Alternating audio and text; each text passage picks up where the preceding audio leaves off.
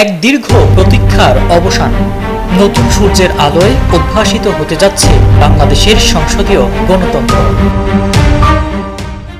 মঙ্গলবার 17 ফেব্রুয়ারি অনুষ্ঠিত হতে যাচ্ছে ত্রয়োদশ জাতীয় সংসদ নির্বাচনে বিজয়ী সংসদের শপথ গ্রহণ অনুষ্ঠান।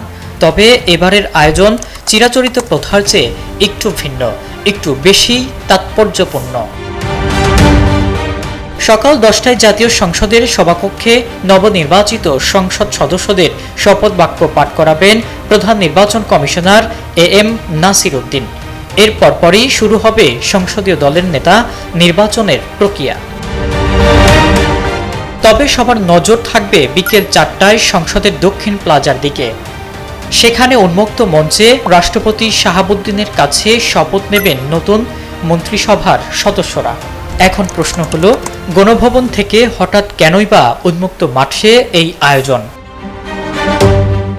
প্রধানমন্ত্রী হিসেবে শপথ নিতে যাওয়া বিএনপি চেয়ারম্যান তারেক রহমানের ইচ্ছা অনুযায়ী জনগণের সরকার প্রতিষ্ঠার প্রতিশ্রুতি বাস্তবায়নেই এই ব্যতিক্রমী উদ্যোগ।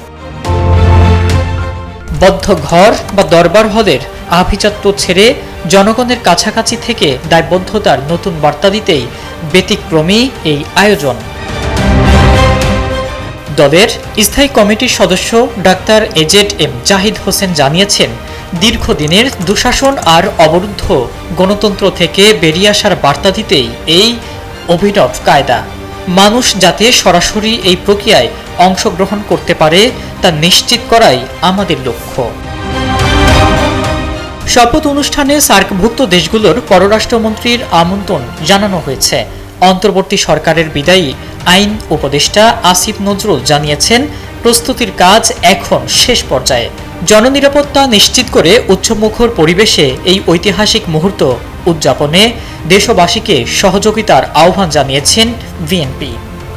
ইব্রাহিম প্রামাণিক, ডেইলি সান।